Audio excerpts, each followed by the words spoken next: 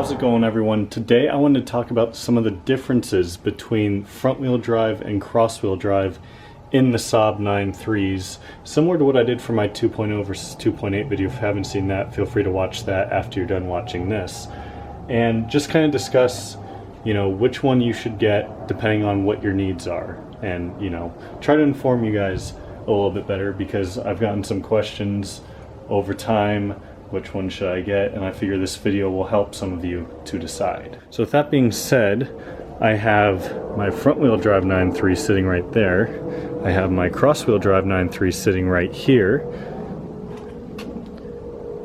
So I'm going to take the cross-wheel drive one out first, just because of filming might make it a little bit difficult to kind of do it in the garage here. And by the way, if you guys are living under a rock and missed my last video, this is our new car, 2006 9.3 Aero. Make sure to check out that video up here as well so you can learn all about this thing. But yeah, excited for this. So let's hop in the Turbo X first. And let's, oh, that's the wrong key. I need the Turbo X key.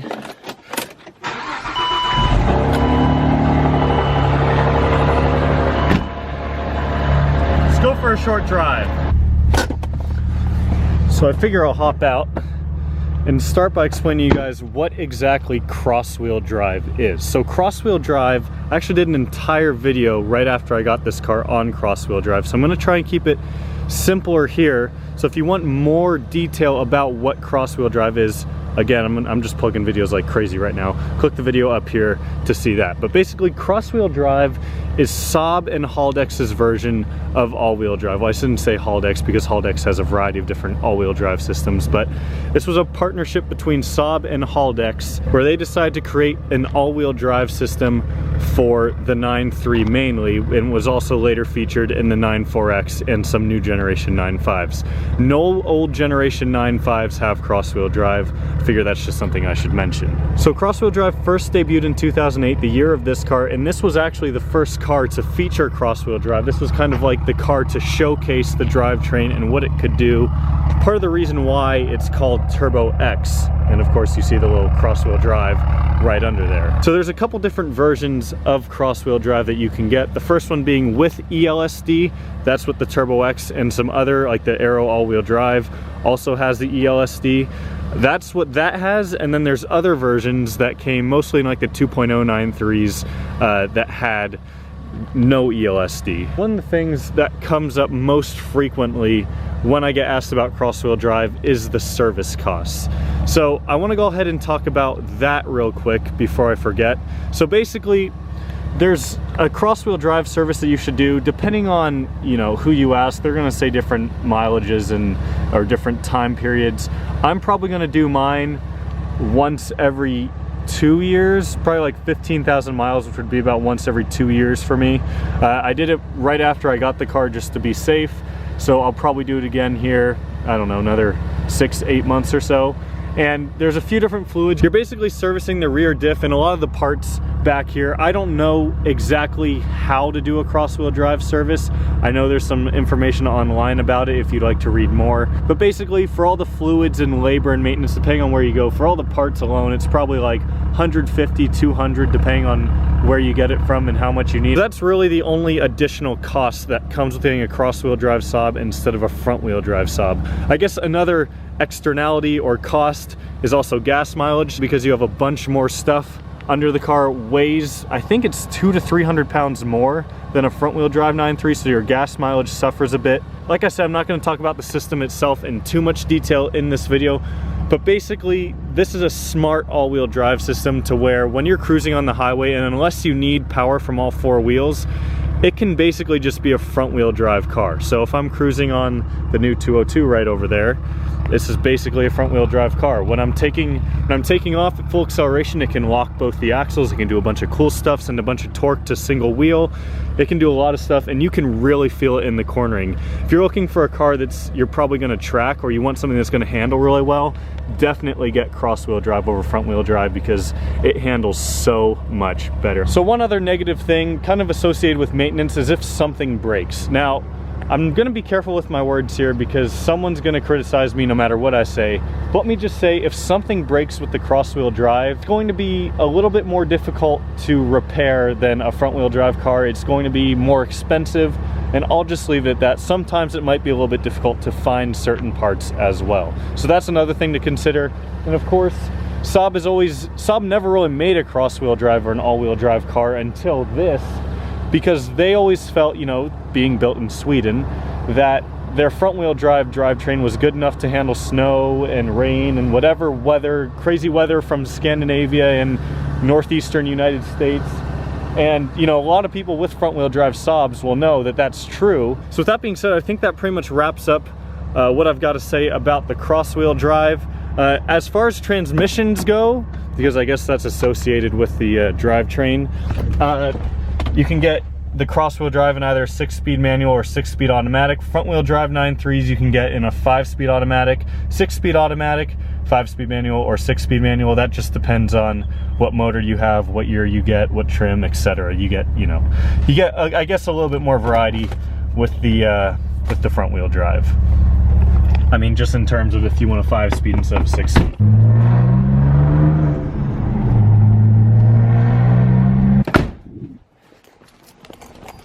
Gotta go fast. Not really, just because it makes for a more exciting transition, right?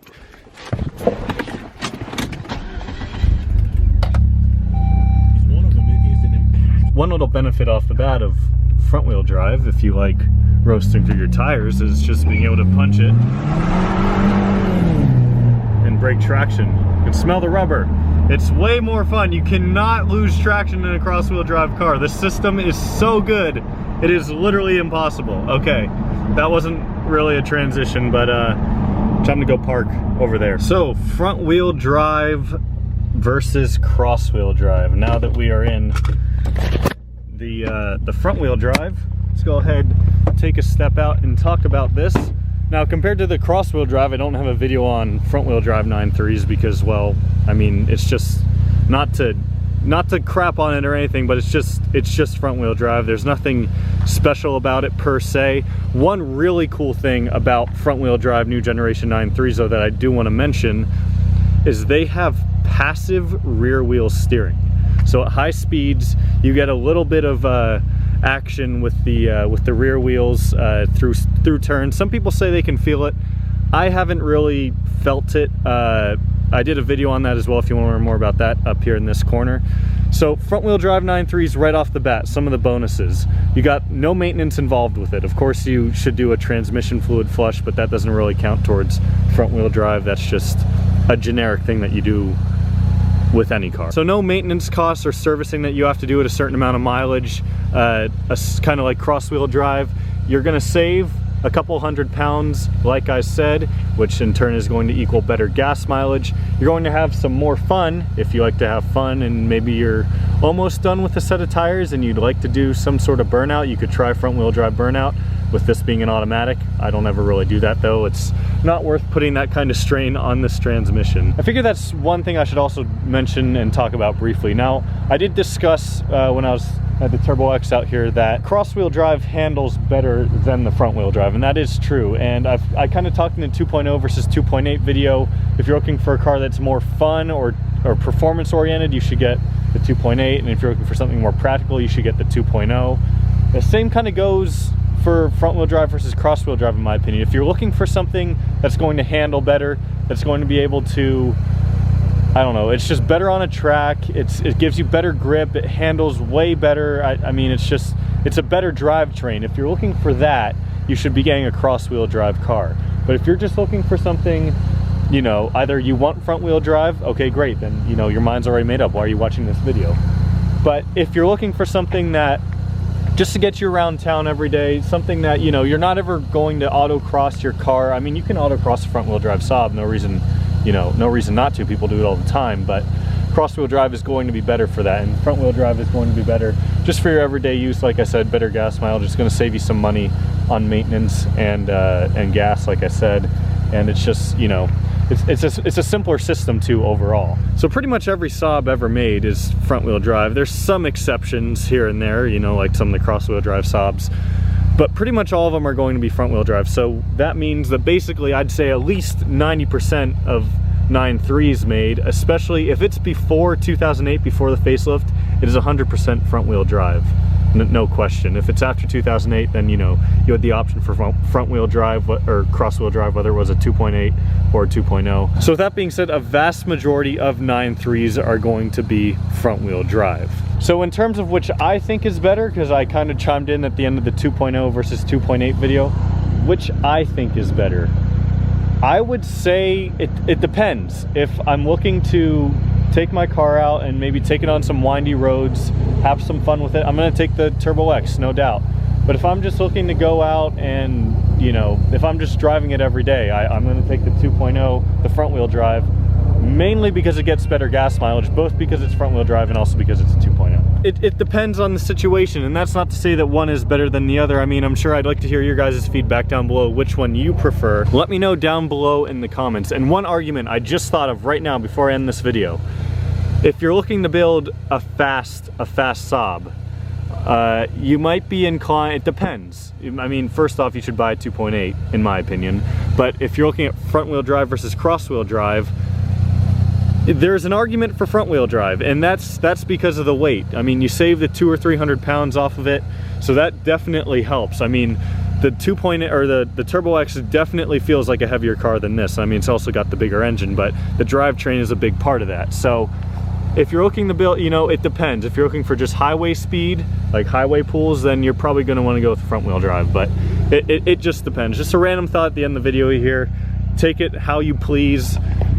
I'm done for today, guys. It's about to rain again. It's been raining like the last 3 or 4 days, so I'm glad I found a time when it wasn't raining. I'm gonna hop back in the car. Thank you guys so much for watching. Leave a thumbs up if you enjoyed and your thoughts down below. I'll see you next time.